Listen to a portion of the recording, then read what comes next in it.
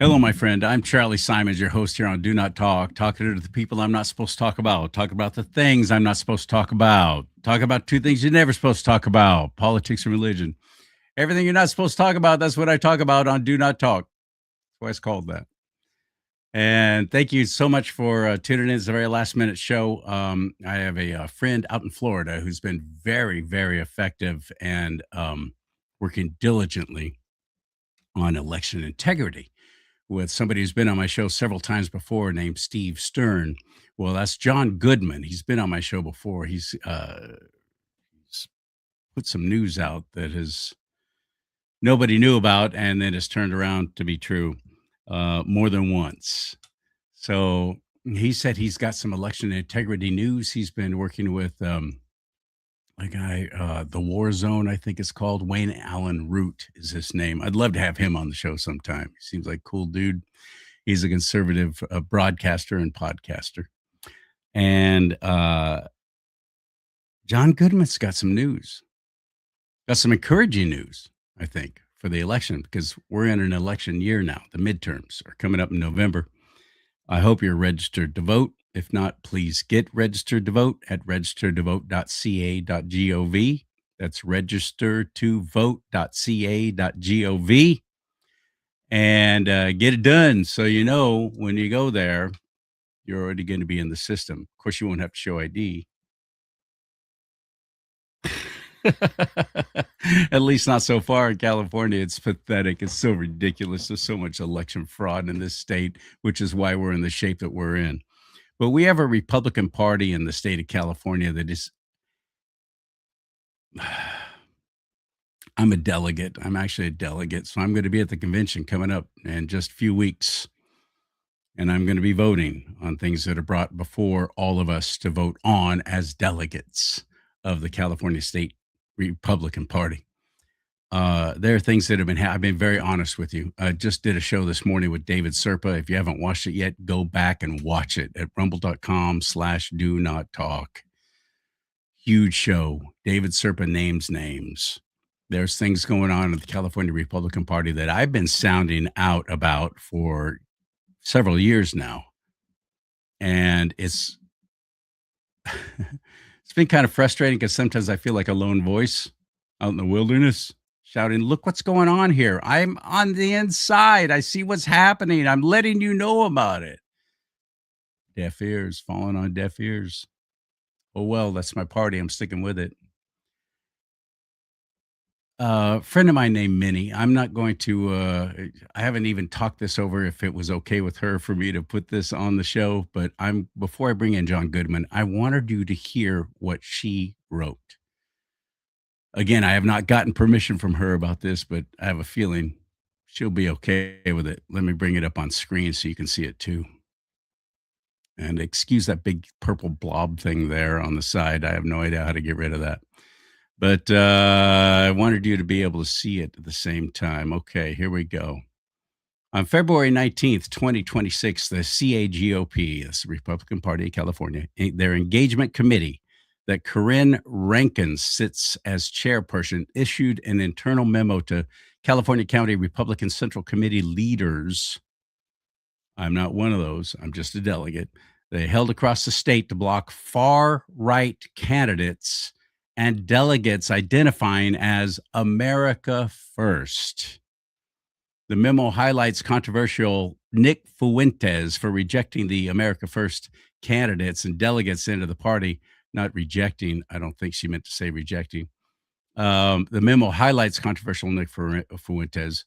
So they're saying rejecting, I got it, America First candidates and delegates into the party. But this is very disingenuous as the everyday Christian conservative is also labeled by these people in the California Republican Party as far-right Nazis and don't share in Fuentes' ideology for white nationalism.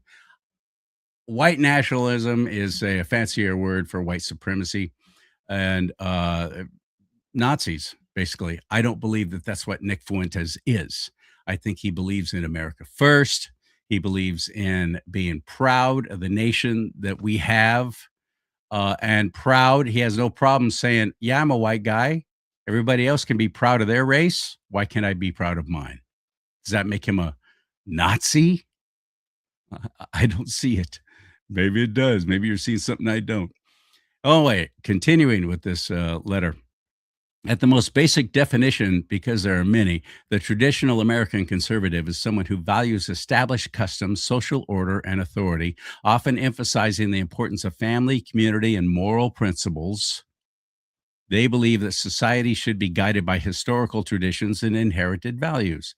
A Christian conservative encompasses traditional conservatism and additionally believes that the Bible is the inherent word of God and the ultimate authority on all matters of faith and practice.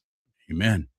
They believe that the Bible is inspired by God and that it is a final authority for all Christian belief and conduct. Amen. Conservative Christianity has played a significant role in shaping American history as America was founded a Christian nation. Amen. Today, conservative Christians hold strong convictions on issues such as abortion, homosexual rights. I don't use their little letters because I don't let the left dictate the English language for me. So, homosexual rights and immigration, leading conservative Christians to register Republican for the party's shared stance on these issues. It's in our platform. We support traditional marriage. We support, we are pro life. In the platform, the California Republican Party actually tried to remove that a couple of years ago under Jessica Patterson, then chair of the party. And she turned out, and her co chair ran. And I thought, there's no way that all my fellow delegates are going to be stupid enough after suffering through what Jessica Patterson did to our party while getting paid $250,000 to be chair of the California GOP, which used to be a volunteer position, by the way. She was getting $250,000. That didn't include all the travel expenses, all the meals comped, all the airfare, all the mileage, all the meals, all the rooms, all paid for. Nothing out of pocket. $250,000 just a base salary on something that used to be a volunteer position. You served the party for a reason because you believed in it. Now it's a paid position. Good job, California GOP. That was stupid. But yet you don't have enough money to even contribute to grassroots candidates. Well, they're not interested in grassroots candidates anymore. They don't want those in the party, as we're seeing in the California Republican, the race for governor, gubernatorial race that's happening this year. They're not interested in grassroots candidates. So anyway, Corinne Rankin ran to replace Jessica Patterson and won in a very questionable vote with all kinds of there are things flashing up on the screen about suddenly 100 votes went away here, and suddenly there was some kind of emergency thing on the screen. There's something wrong with the voting system. They look like little TV remotes. That's how we vote, and that's not easily hacked. Anyway, Mike Morrell was running against her, and that's who I was rooting for. That's who I voted for, Mike Morrell, and so did so many of my fellow delegates, but yet he didn't win.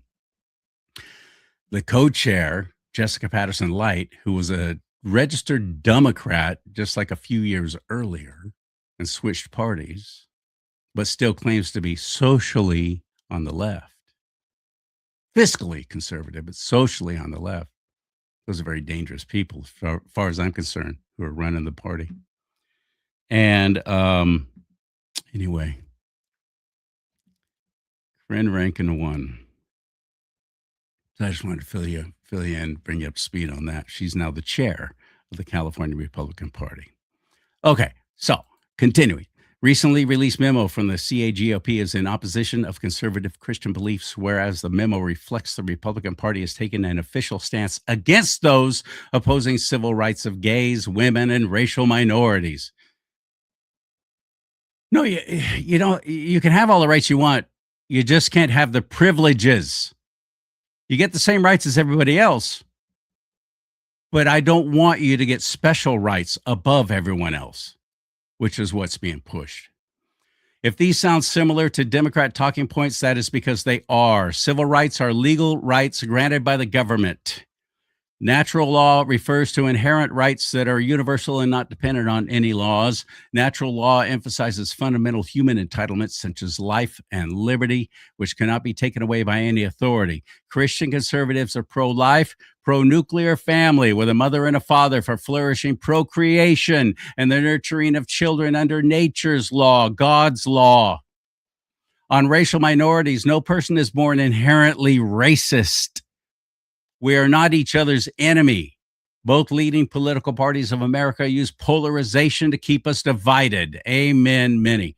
To understand where the current changes are coming from within the California Republican Party, I'm going to need you to take you back to last year when Corinne Rankin was elected the new CAGOP chair. I attended the CAGOP convention in Sacramento, and I was there as well. I'm reading what Minnie wrote here, though. I attended the CAGOP convention in Sacramento where Corinne Rankin was elected chair in March of 2025. It was actually the convention down in Los Angeles where that happened. Anyway, I was there in support of Mike Morrell for chairperson and Lonnie Kane, CRA endorsed candidate for CAGOP vice chair. Lonnie Kane, awesome. My voice is grassroots, and I spoke from the street for the everyday hardworking man and woman. There are hundreds of delegates in attendance of the California GOP convention to choose their new chairperson. This particular election had a feeling of urgency to it. Absolutely right, it did. The warning bells had been rung that Rankin was not the best fit for the chair. The Rankin Files, that's an actual YouTube channel, gave voting delegates an extra eyes view into who Rankin is at her core. She professes her views are aligned a Democrat. She shares other core beliefs and ignores directly answering questions. I know that to be true because it's what she did when I interviewed her before she won chair. She'll never go on my show now, guarantee it. When someone tells you who they are, pay attention. But when someone shows you who they are, believe them. I'll link those Rankin Files below, and she did. In the end, the race was called, and Rankin took 57% of the vote, beating out her competitor, Mike Morrell. However, some delegates questioned that the voting tabulation wasn't fair after sharing test runs failed to calculate the correct number of votes. And in other reports, there were accusations that absentee delegate votes were brought up and carried to favor Rankin. Those were bought and paid for. I'm quite convinced. I'll throw in allegedly, just in case they decide they want to turn around and try and sue me. When Rankin was called the winner, I was told by a delegate in attendance there wasn't much excitement from the audience. No, there was not. And when Morrell spoke, the audience roared in approval of him. Yes, that was true. Melissa Snow, who I admire and respect, of the Snow Report, reported on the resolutions that failed during the convention, which were several key America First and law-abiding resolutions, and none of them passed. None of them. Keep in mind as you read these failed resolutions that the California Republican Party claims to have increased its own voter registration role and was pivotal in getting Trump elected. But when it came down to supporting Trump's America First agenda, the actual votes by voting members themselves reflected a different story. Resolution number 6, supporting President Donald J. Trump in his efforts to enforce immigration laws, did not pass. Resolution number 11, supporting President Trump's administration National Farm Security Action, did not pass. Resolution 19, ensuring election integrity by removing non-citizens from voter rolls. Just makes sense, right? That passed, but it failed due to lack of quorum. Failed due to lack of quorum? I'm sorry, what? How come there was enough quorum for everything else? Explain that. All right, continuing. You can see here for yourself in these failed resolutions where the split is within the party itself. There are the establishment voting members who did not support Trump's America First agenda. And then there were those voted against the former Democrat Rankin to support Trump's America First agenda. Christian conservatives that are actively political and see what's happening within the party have already begun to exodus themselves of the Republican Party, electing to register as no party preference. Daniel Mercury, running for California's next governor and author of Lucifer's Zenith, where Daniel details his experience with all forms of government corruption and deception, said, quote, if voters only knew how infiltrated each of those groups had become, they would easily identify candidates with moral decree instead of just believing what their party tells them, unquote. Other conservatives are leaving the Republican Party too. Actor James Woods, and political commentator who identifies as Catholic, has said he's done with the Republican Party and is registering independent in a recent post on X. I have two short last thoughts. The memo opposes critics of Trump. The memo opposes critics of Trump. Okay. Let me remind the California GOP that Trump is an employee of we the people. It is our duty to keep a watchful eye on all our elected representatives and to hold them accountable for their actions and behaviors, just as other employers would in the job force. This includes being critical of action or behavior that does not serve the interest of we the people. And lastly, take heed the warnings of our founding members, many of whom were very clear on the evils of political factions, which is what the Democrat and Republican parties both are, and the importance of vetting candidates for their moral compass to do the right thing for the people. Thomas Paine wrote, quote, a man under the tyranny of party spirit is the greatest slave upon the earth, for none but himself can deprive him of the freedom of thought, unquote. Here's the memo, by the way. California GOP directs counties to reject candidates aligned with Nick Fuentes and other Nazis. California GOP convention recap. Trump's MAGA momentum shunned. Barely 2 days after commencing, there was diminished excitement at California Republican Party spring 2025 convention result. 3 of 4 party officers elected are established Republicans, or establishment Republicans. Very important, very different. Establishment Republicans. The new chairwoman, Corinne Rankin, it's Rankin, not Raskin, is written here. The Vice Chair, John Park. Secretary Sayers Morris. America First Treasurer candidate Jack Guerrero was the lone exception. And I'll leave you with this, and then I'm going to get John Goodman into the mix here. California gubernatorial candidate Daniel Mercury blasts California GOP and exits Republican Party on third run to replace Gavin Newsom. Quote, U.S. Navy veteran and constitutional conservative Daniel Mercury registers no party preference ahead of the June 2nd, 2026 primary. He said, quote, the California GOP ignores their own bylaws, just like Democrats, and waters down their own conservatism.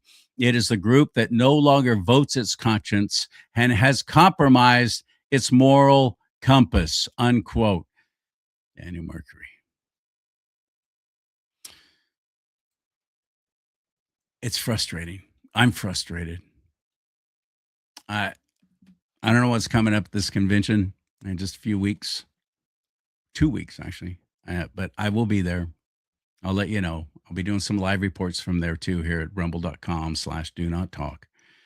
But right now, somebody who's very well ensconced in election integrity, working with American patriot heroes like Mike Lindell and Wayne Allen Root and Jerome Corsi and many others, is on the show. Let's get him in. Hit it.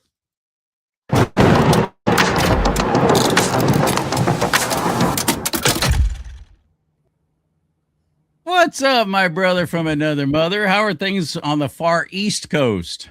Well, they're very good, and a lot of productive work being done, and it's so great to be back on this show. This was one of the first. I never cared about podcasts, but Steve Stern, as you mentioned his name earlier, hooked us up, and this was actually one of the first podcasts I ever went on, and so it feels really good to be back with you today, CharLee. Well, I'm glad you're here. You've given us some great information in the past. You're the one that was talking about being a part of and helping in the planning of the executive order that President Trump has got, as far as I know, standing by and ready to go if the SAVE Act doesn't pass. What's the latest news out there in Florida? Well, I'll tell you, I took a very unpopular Republican stance when it came to the SAVE Act. And I've rattled some feathers, but now we're getting back on track. And this is what happened. As you recall, the original SAVE Act was focused on proof of citizenship and voter ID, yet it said nothing, zero, about the number one culprit of election fraud, which is mail in ballot. It wasn't even in the SAVE Act, okay? Right. And the bottom line is it's the number one way illegal aliens They're vote in our cheating here in election. California, that's for sure. Yes. And anyone believes that an illegal alien hiding from ICE is going to go down to the election office to register in person is living in a fantasy world. Well, here in California, they don't have to. All they have to do is get a legal driver's license and they can get registered to vote. No questions asked. And you're talking about motor voter, I assume. Motor voter law, yes, in California. Right. So I was not a big fan of the SAVE Act, and I'm not a fan of it now because and I'm going to tell you why.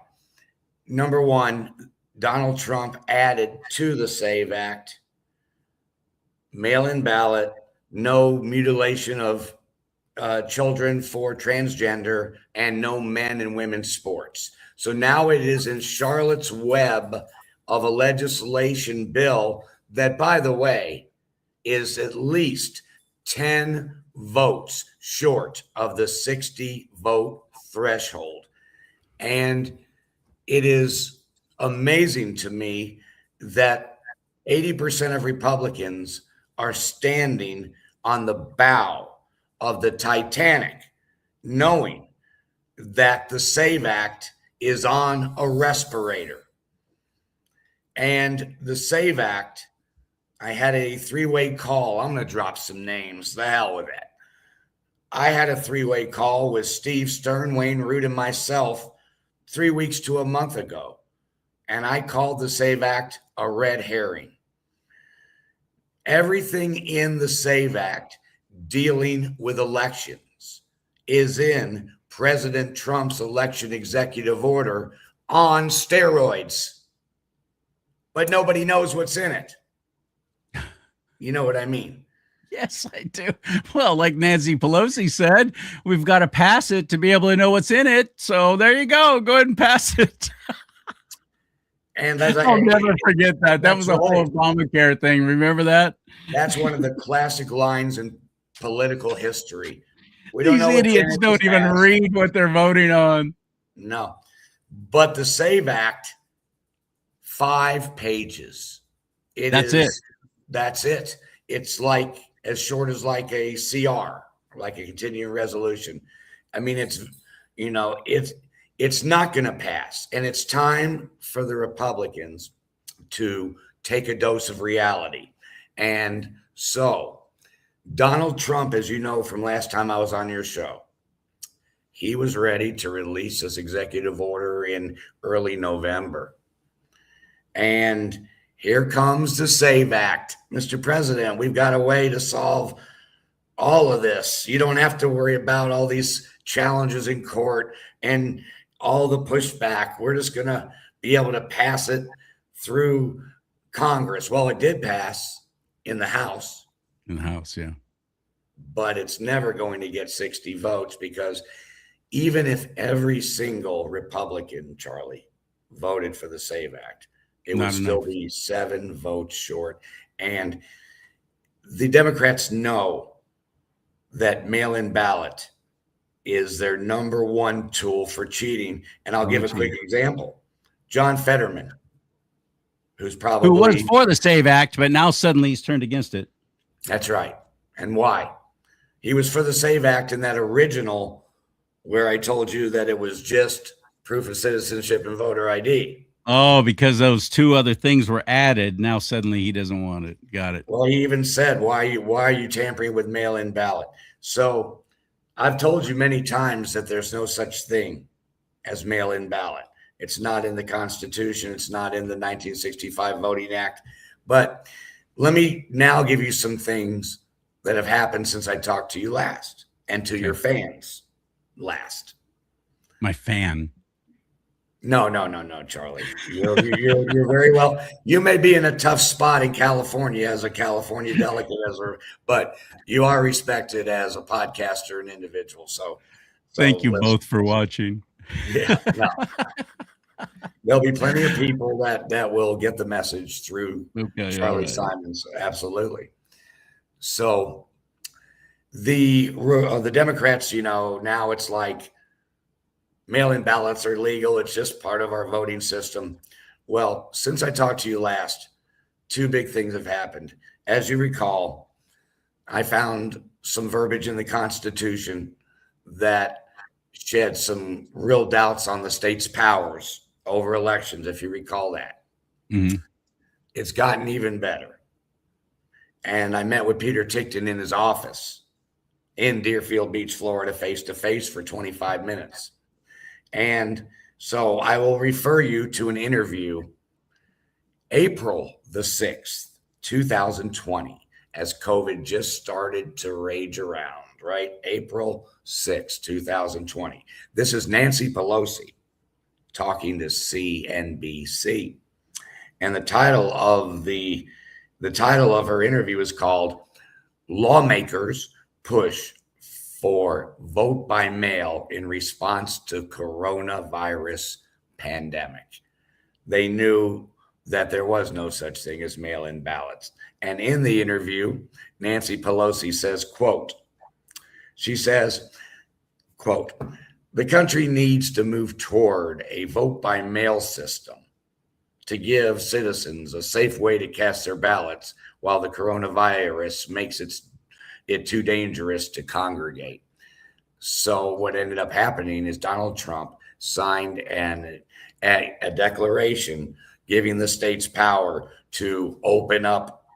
Everyone can vote by mail because of the pandemic. Joe Biden didn't switch it back. So the Democrats know it's illegal. Nancy Pelosi, right there, was begging President Trump to That's the same sign. Nancy Pelosi, by the way, who showed up to the Chinese New Year celebration, which is now called Lunar New Year, to try and include all Asians, in San Francisco. She was actually there at their big celebration all during the whole big COVID shutdown. She's wearing a mask, though, so it was safe. Maybe This they is can the pair same it woman with. who's saying we can't show up to vote in person, so we better all vote by mail. What a scam that was. I had I'm so sorry that President Trump approved that because, to my knowledge, it is unconstitutional and should have never even been allowed. But yet here it is still thriving in states like California. Well, that's where I'm going, Charlie. By the way, I'm going to prove before this show's over that Miss Rankin's uh, targeting of anyone that identifies as America First is illegal. I'm going to flat out prove it right now on your show, and maybe you take it back to the Republican delegates. I Okay. will. Okay. I will. So number one, besides the constitutional law that I submitted to Peter Tickton, and I went to his office because I wanted to have something as a backstop at SCOTUS because, well, first of all, the SAVE Act is hurt because it's delayed the release of the executive order because everyone's waiting for it to pass. It's not going to pass. No, And heck that's no. what, They're going to drag it out and the whole thing they're going to filibuster and all this crap and they want to take a spring break, an Easter break as they call it. They don't want to deal with all of it. It's not important enough to them to put in this kind of work. I Is there any question why almost every American at this point just hates our legislators in general, hates the Congress, hates the Senate. We're sick of it. We're done with it. We can't stand these people. And we watch John Toon, the majority leader in the Senate, throw a little dog show for all of the members of the Senate, and they all brought their dogs, and they had a little dog show after he had just said, "Oh yeah, no, we just don't have the kind of time to really bring this to a vote right now." well, the bottom line is this. regardless of what I think about John Thune, regardless of what I think about the SAVE Act, the reality is it doesn't have the votes, and it's not going to get the votes. So Donald Trump needs to go ahead and release his executive order, which has been ready for several months, okay? Because as soon as he signs it, it's going to have a appeal put on it by the Democrats. They're going to challenge it. Then you've got to wind through the appeals process. And the goal is there has to be enough time to get it to SCOTUS. And now I'm going to tell you how the oral argument at SCOTUS is really, and this sounds very arrogant, is really awesome. And the Democrats will be out of gas at SCOTUS, even if a left-wing judge in appeals puts an injunction on it. It'll still be upheld and codified by SCOTUS. And I'm going to tell you. By the way, for anyone who doesn't know, is the Supreme Court of the United States. Yes. I never want to assume that everybody knows. I always explain things. Absolutely. But the Supreme Court, of course, this is going to wind up, whether it's an executive order or whether the SAVE Act passes. There is something that John Kennedy from Louisiana has introduced, and it's something I hadn't heard of, but it's a way for them to require only 50 instead of 60 votes. Yeah, you know about that? I do know about it. And what they say they would do is try to do a quorum vote during the recess, because if the Senate's out of session, then it just needs a simple majority. But do you really think that the Democrats are going to leave town knowing that when they come back, their coveted mail-in ballot would be gone? I mean, it's almost like recess appointments, right? You know how sometimes parties push through a few judges during recess appointments? Yeah. Oh, yeah. Sure. Legal, yes. Realistic, again, I'm fully aware of it. It sounds great. Hey, when you're at home, we'll push the SAVE Act through. They're not going home. The Democrats are not going to go home. The mail-in ballots is their lifeblood. They can't win elections without them. They're not going anywhere. Chuck Schumer's telling them, don't you leave Washington, D.C. city limits or your ass is in huge trouble, buddy. It's true, CharLee. I know, but they're trying. But I see what you're saying. I think let me throw it out here. See if I'm on the right track.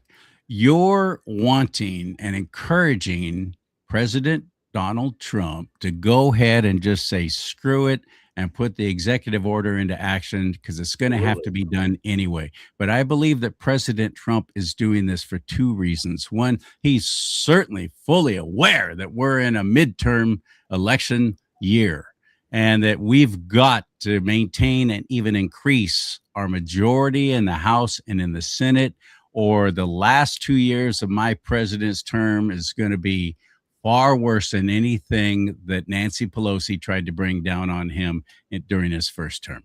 It's going to be horrific. Are the American people going to realize that? Are they going to wake up? Are they going to say we're sick and tired of Democrats? No, because all this cheating is still into effect, and there's a whole lot of people who will never vote for anything with an R in front of its name. And he knows this, no matter how good it is for them, no matter how much better things are now. So I believe he's letting this process play out because he wants us to see who the real rhinos are. So we will be emboldened and encouraged to go vote in the primaries in California on June 2nd, and then in the big election in November, and get rid of these freaks, get rid of these rhinos. And it's happening in other states already who have earlier elections. But except for Florida, your state of Florida, what the heck happened? Suddenly you got a bunch of Democrats all running around there squealing with delight. Well, I'm telling you, what you just said is really playing a risky game, because what me and Wayne Root are calling it is 2 for the price of 1. If you want to sit there and fight for a bill that is a long way from passing, way short of votes, but release the executive order, then you have a legislative attack and an executive branch attack. And keep in mind, CharLee, if the SAVE Act doesn't pass, which it's very slim chance that it will, you can't appeal to the Supreme Court. Oh, my bill didn't pass Congress. No. But you can appeal if an appeals judge puts an injunction on a presidential executive order. Okay? That's important. The other thing is, I'll drop some more names. I called Scott Pressler. I called him myself. I had had enough because he's pushing the SAVE Act even when it was just proof of citizenship and voter ID, with not even a mention of the number one culprit of the fraud, the mail-in ballot, over 50 million per election over the last 3 cycles. And he didn't want to hear it. He had a meltdown. He did. Yeah, I don't care. It's true. He had a meltdown. He would not even acknowledge the fact that the SAVE Act is in bad shape. He would not acknowledge that it's not mail-in ballot strong enough. Wouldn't acknowledge anything. And if you notice and then I've been watching him, his posts now are dealing with the Department of Homeland Security, and he's running for city council or something in Beaver County, Pennsylvania. So he convinced a lot of Republicans. I don't know what it is, whether it's that he goes to Capitol Hill in looking like a cowboy with jeans and hair down to his shoulders, and so Democrats want to look like, hey, everybody's got a voice, we'll talk to this guy. I don't know what the motivation is, but why the Republicans continue, Mike Lee, continue to say that the SAVE Act is got hope, is delaying Donald Trump, delaying it, running through the process. And if it doesn't get to SCOTUS in time, we will have millions of illegals voting mail-in ballots, and the Democrats will take back Capitol Hill, and Donald Trump will likely be impeached. And if they use him and somehow are able to take both houses, he could be thrown out of office. Actually removed from office. Yeah. Yes.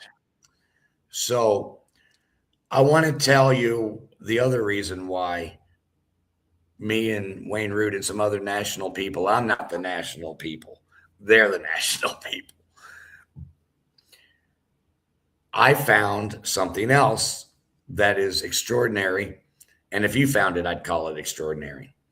I wanted to find something that gave that, if he released it and it got to the Supreme Court, something that was irrefutable, that the court could not rule against his EO, could not in a million years rule against it. So I started looking at every Supreme Court case from 1950 to this present. Is the stuff that John Goodman does that I love. He does stuff. He does what media people used to do, investigative journalists. That's what he does. Go ahead. I can't wait to hear this. Yeah, there's started with 1950, and I went through thousands of cases to find something that might help when Donald Trump's election EO, if it ever makes it to SCOTUS, if he'd ever get off the SAVE Act like everybody else, a dying Titanic, and release it. There's a decision over 30 years ago from the Supreme Court. And I will tell you right now, it's from 1995. And it's called Term Limits v. Thornton. And everyone listen very closely to this, because the powers to be are extremely happy to have this. This is going to blow everybody away right here. 1995, Term Limits versus Thornton. It was a case out of Arkansas where an incumbent was gearing up to run for re-election, and the Arkansas legislature, without a vote or without on any ballot, just instituted term limits. Said you can't run. Just on their own, their little Never power. Took it to a vote or anything. Nothing. This is what we're doing.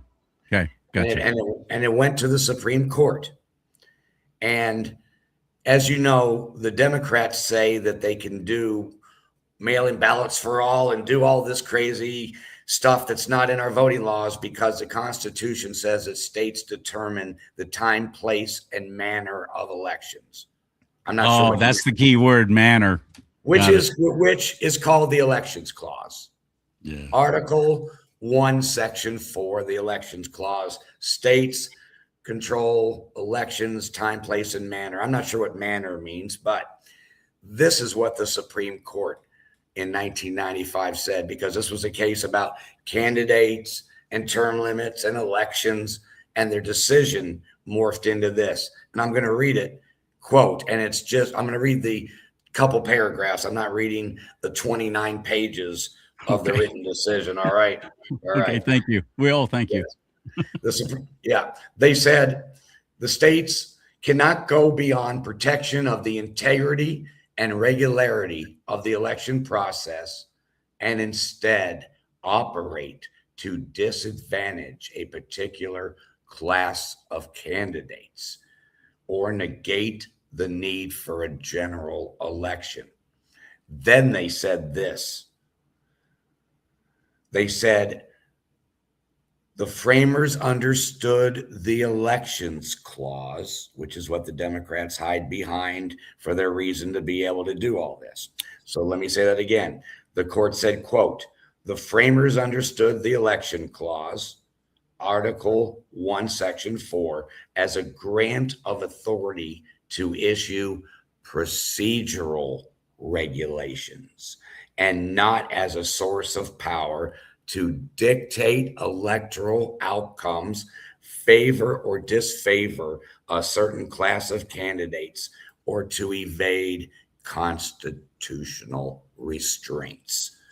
From the Supreme Court, 1995, and my friend Peter Tickton tells me this.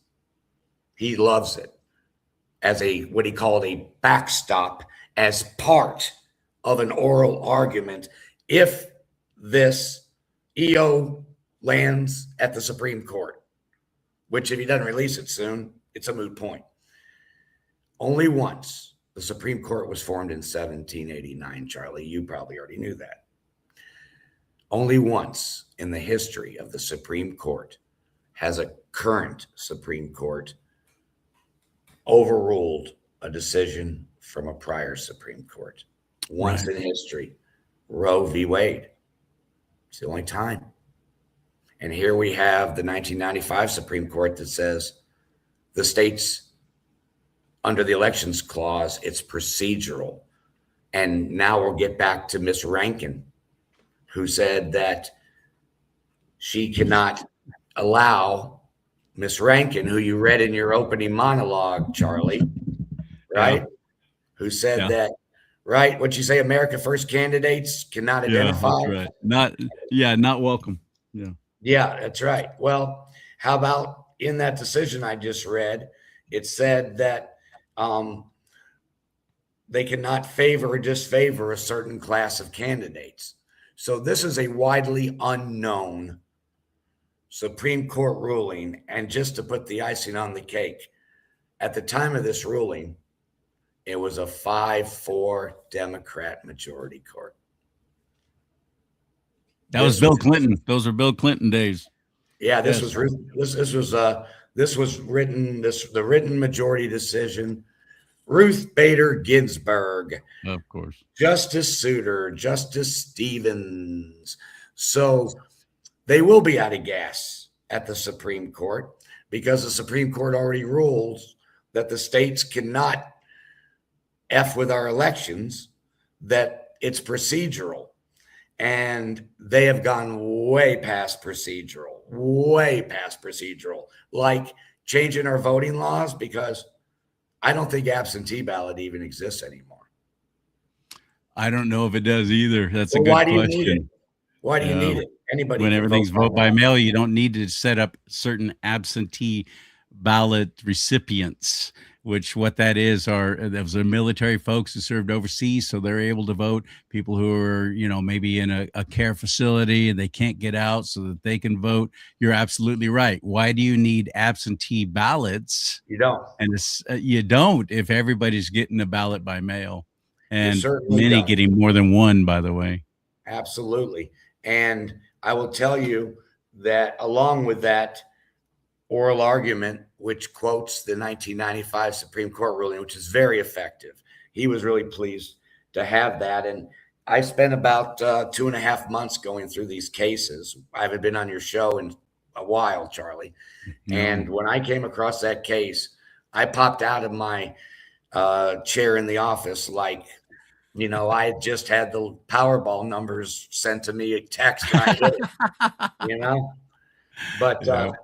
and the Supreme Court ruling is probably the number one beautiful thing, but also there's several things constitutionally that they're going to combine with it if it gets to oral arguments. And that is Article 6. Listen to this. This is straight out of the Constitution. Remember, at the Supreme Court, you want case law and you want constitutional law. You don't want the expert said. This guy believes that this is what is should be. You want unrefutable. And are you going to refute the Constitution if you're a Well, Democrat? many do, yes, but no, I don't.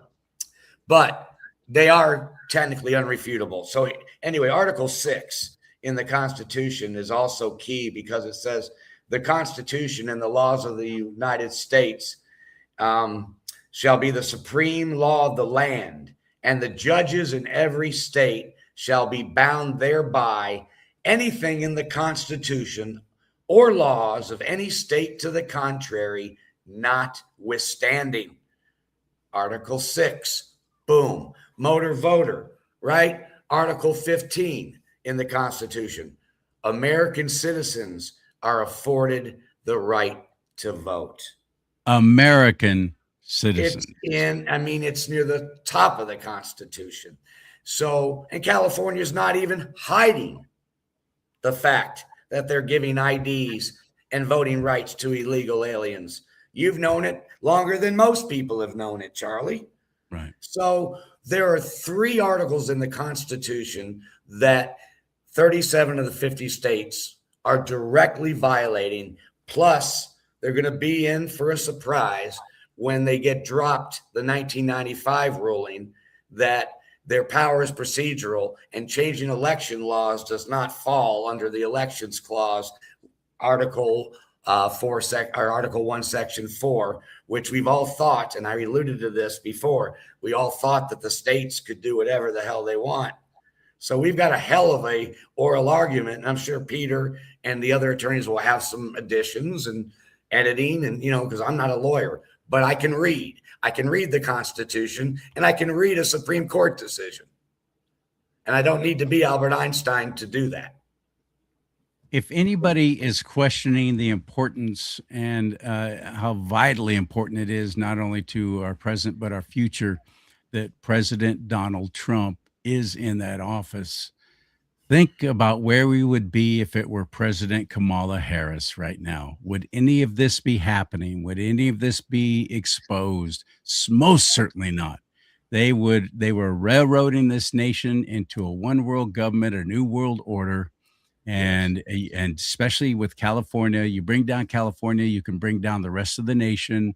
Total collapse, as Hillary Clinton, the wicked witch of the wherever she's from now, once said, you have to break a few eggs to make an omelet. They were absolutely willing to burn this entire nation down and rule over the ashes, because it's all part of the whole depopulation, one world government, new world order. President Trump has stood against that. He's gone after the cabal. He's gone after the deep state in ways that it would have never happened if he were not in office. The last thing I'm ever going to do is criticize President Trump for not using just the right language or anything else right now, because I am so grateful that he is there. Thank you, Lord, for this opportunity. Thank you very much. Please protect and pray for the president. Please pray for his protection. Pray for the protection of his family, of his cabinet, his administration. Can you imagine the attacks that they're going after, the plots against them, the ways to destroy him, dismantle him, take him down, even kill him? Can you Yeah, imagine the people who want to see him go away? It is extremely wicked, and we're fighting against spiritual forces. We've got to be praying. We've got to get with the Lord, our creator. We got to be praying through Christ Jesus. If you don't believe in my Lord and Savior Christ Jesus, I hope you'll reconsider that because I care about you. But if you don't, just pray. Pray to the creator for protection of President Trump. I can only imagine what it must be like for him every day and who wants to ruin him and destroy him. I am praying that he releases the executive order soon because the executive order, as I've explained, will hold up. But the time frame is the biggest concern because And we need it now. We got to be moving. We're only a couple of months away from the primaries. Look, you know that an appeals, a left-wing radical judge that puts an injunction on it, Of course. he's going to sit on it before issuing the ruling as long as legally possible because They're the trying to Democrats wait are us trying out. to run out the clock. That's You're what's going right. on, CharLee. They're trying to I'm run out the absolute. clock. You know what? I was thinking, well, let this play out and John Toon will do the right thing and it's all going to happen and they'll pass the SAVE Act and all will be right and good in the world. But no, But I'm now, starting to realize right, you're right. right.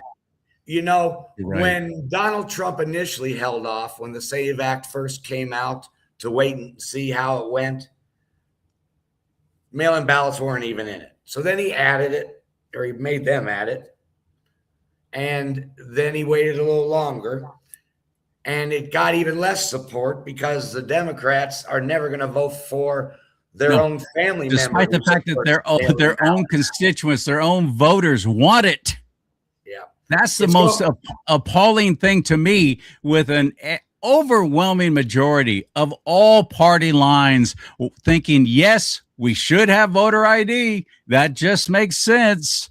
Even on the far left. Again, it makes sense, but that's not how illegal aliens vote.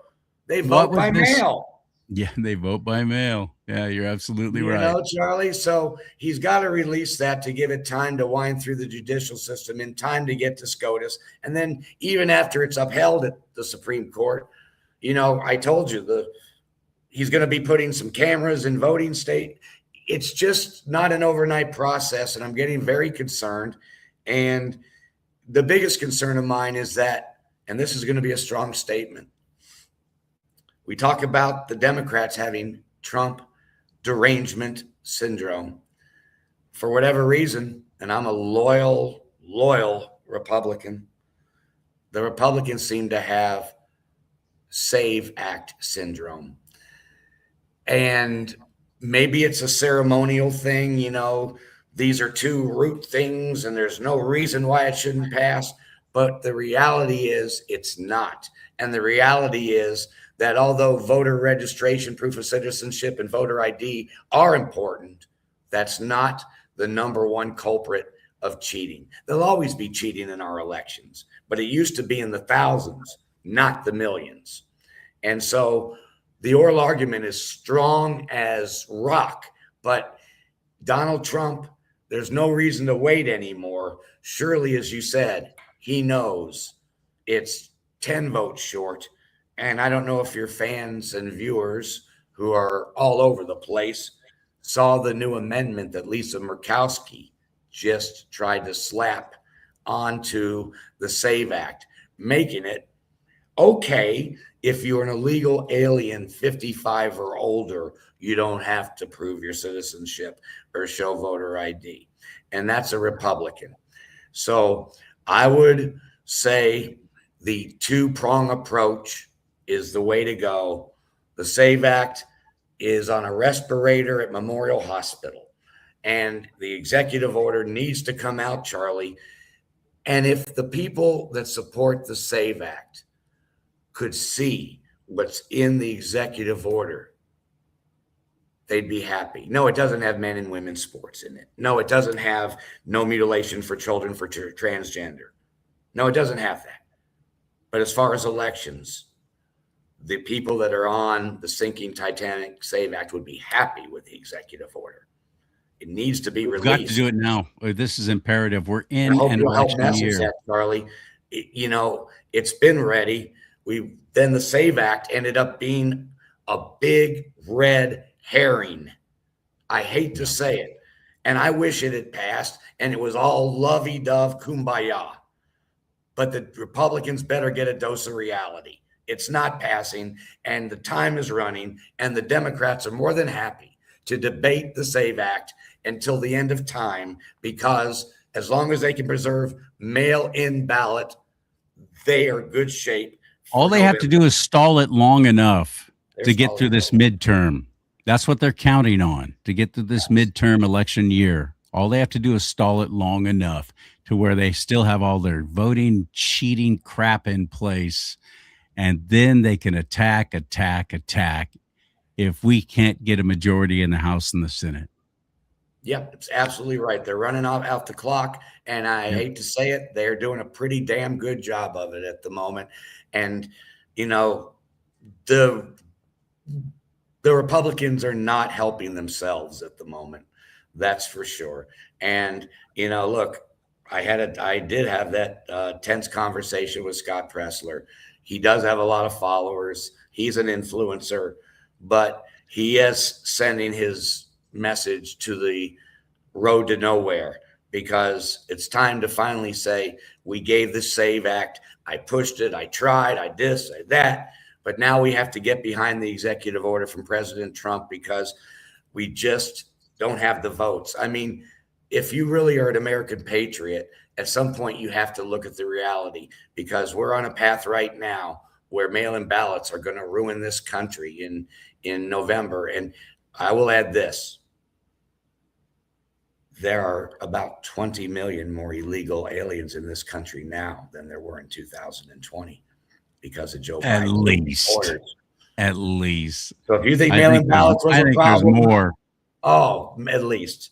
So if you think mail-in ballots was a problem in 2020, one might say you ain't seen nothing yet. I have a friend in Kentucky. He's well-connected Democrat. He's a friend. He's more of a Clinton Democrat. He's not, a squad member Democrat. But he says that the Democrats look at the midterms as their last chance to take down Donald Trump. And they're not talking about assassinating him, but take him down. They've tried 2 phony impeachments. It didn't work. They've tried 4 trials. It didn't work. And he told me that between mail-in ballots and the Democrats are going to show up in droves, even the ones that aren't using phony mail-in ballots. At the same time, Donald Trump's not on the ballot. This is shaping up for a major league disaster. And I wish I had better news. If the EO comes out soon, not in July, it won't be in time. It's going to get challenged by a left-wing judge at the appeals level. We've said that all along. We've talked. And like you said, they'll sit on it until right at the very last minute, just to again play out the clock even more. Exactly. Yeah, they want these midterms to be free and easy for them to continue their cheating. It is imperative for them, because they know if President Trump is able to follow through on all the things he's working on right now, cleaning up the Fed, getting rid of the Fed, actually getting us a monetary system based on real value and things of value, and so on and so forth. They know that if President Trump is able to do all the things that he wants to do and has said he's going to do, if we get behind him and stay behind him, they know they're done. They're done. You're right, CharLee. You're right. Because really, we've got crazy Democrats. We've got the Iran conflict. But as far as Trump and his power and his able to lead and continue to make the great decisions that he's always made, the real last hurdle is the midterms. If he gets through the midterms, the last 2 years of his term will be the golden age, because they won't be able to make up phony impeachments. They won't be, because because we'll still have control on Capitol Hill. And because of this, what we're seeing right here, I hope it's dawning on you why it's so important for the Democrat Party and the left. They're Marxists, they're radical communists, they're freaking communists. Why it's so important for them to completely destroy all of this is, again, for that new world order. They're doing the devil's work. They truly are. That's what they want. And they are fighting against this one man who said, nope, we're going to be sovereign. My own California Republican Party is labeling me all kinds of things because I'm a Christian and I believe in the sovereignty of the United States of America. So I'm a white Christian nationalist. And so why are you?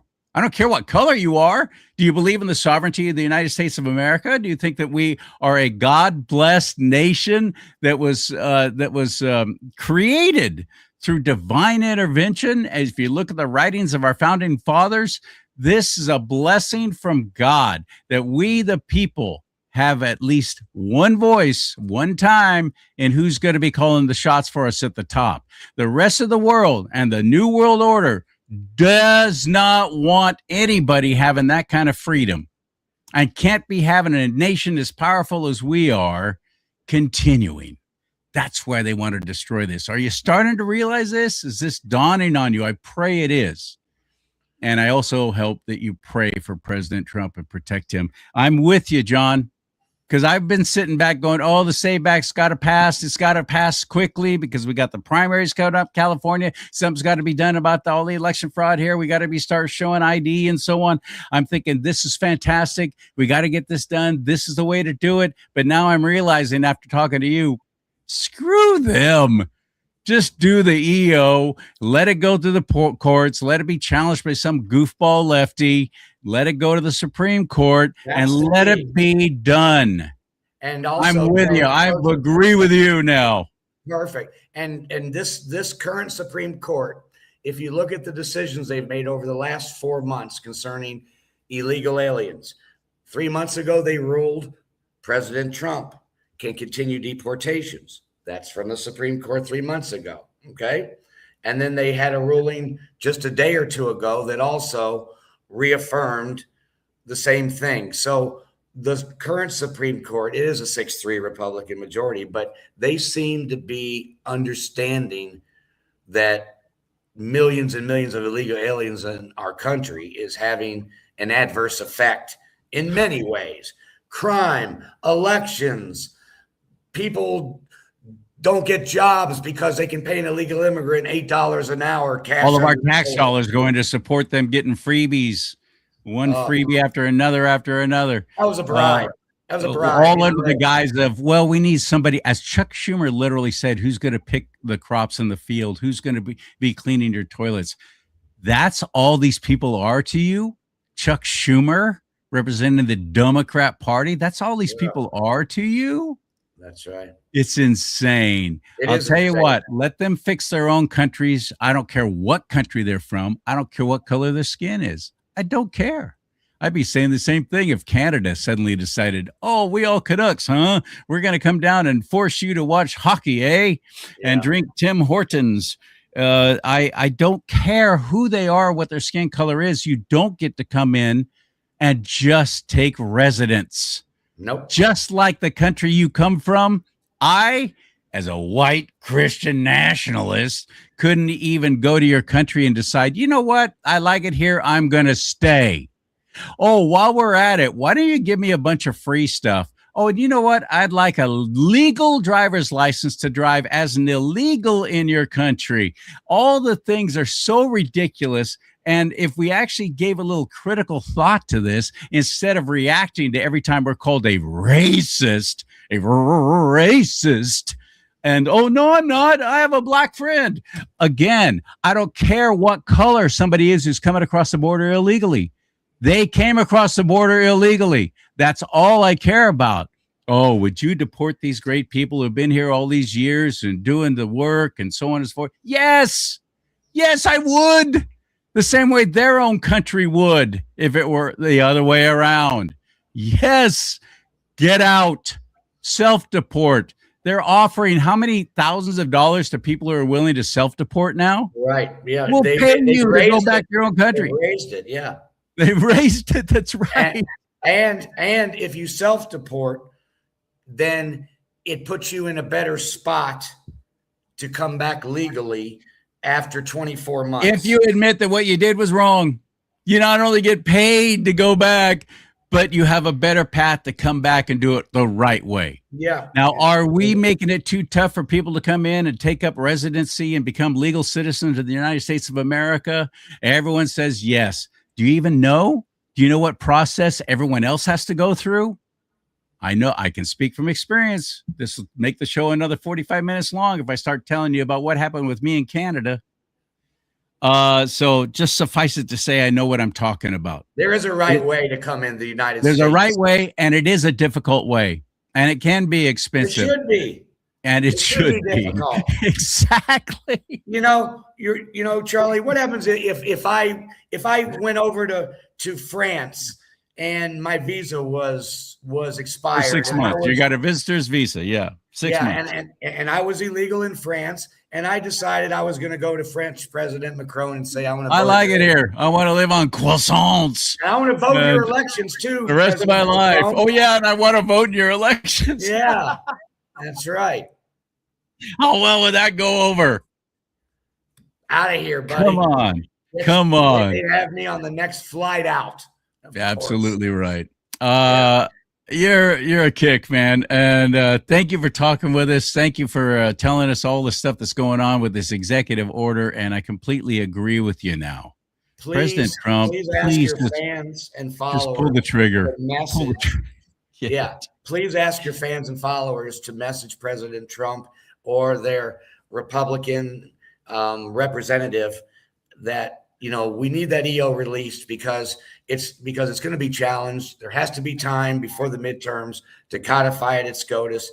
Got a great SCOTUS oral argument, but if it doesn't get there, it's all for naught. Mail-in ballots in play. And then there's not going to be another president with the balls to do all this after Donald Trump leaves office. If we don't fix it now. Kamala Harris, I do believe, probably has a pair. But she would have never done any of this because it's not in their best interest. They're not interested in one bit in fixing the elections here.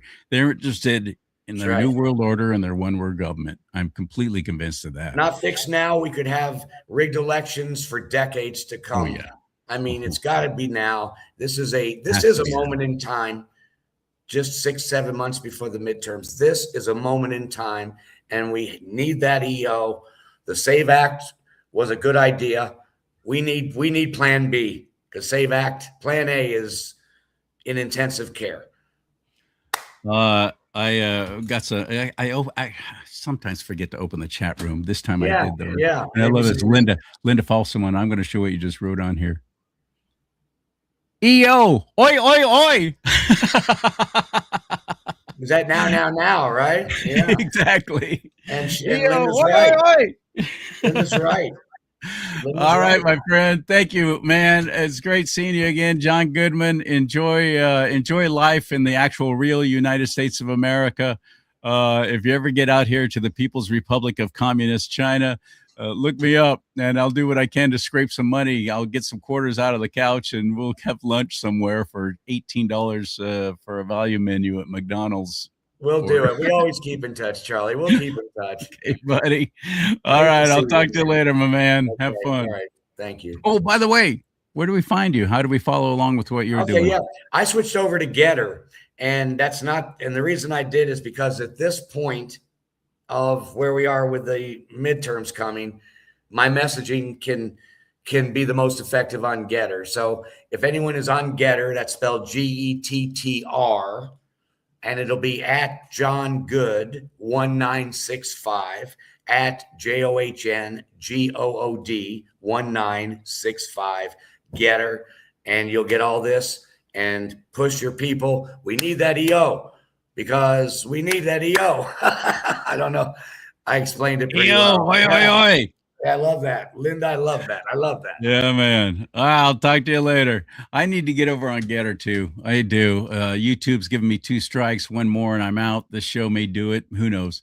I've already had Facebook delete all of my pages, no longer on Instagram. Meta, which is supposed to be kinder and gentler towards conservatives. What a freaking lie. What a complete putrid lie that was. The censorship that's going on right now during President Trump's reign is worse than ever. And it's all AI. AI is taking everything down, deleting people. That's why everybody's jumping over to Rumble. And like John did over to Getter, I need to get on Getter as well. So go to rumble.com/do not talk. If you don't have a Rumble account yet, forget YouTube. Screw YouTube. Go to Rumble. It's the same thing, only it's friendly towards we conservatives. Why would you not be there? Rumble.com/do not talk is where you'll find my channel on there. And go to my website, please. Buy some products like this awesome mug. Let's talk about politics and religion. It's a big old 15-ounce coffee mug, too. And of course, it's red. I will stay a Republican. I'm not going to even entertain any talk about splitting away from the party. Nope. That will guarantee we'll never win another election. Ross Perot comes to mind. Anybody remember that? And all the Republicans were going, well, I like this guy, and the party's not talking to him, and we're going to get behind whatever dreaded. I am not going to leave the Republican Party as long as in their platform they are pro-marriage, pro-traditional marriage, and pro-life. Because I vote with biblical values in mind. So I'm not going to leave the Republican Party. I don't want you to think that. All the stuff I read earlier in that letter from Mimi, which God bless you for that, Mimi. That was fantastic. And people like John Goodman. I've had so many conservatives, including, who was I talking to just the other day? They were saying, oh, we're leaving the Republican Party and we're going to do this, we're going to do that. And I'm going, no, please don't. Please don't. Instead, fight for our party, at least in California. I don't know about what state you're in, but in California, fight against this. Start paying attention, get registered to vote, show up for the midterms and the primaries. Please. I'm not going to quit. But ultimately, God is in control. May God bless you. May God bless America. But most importantly, America bless God.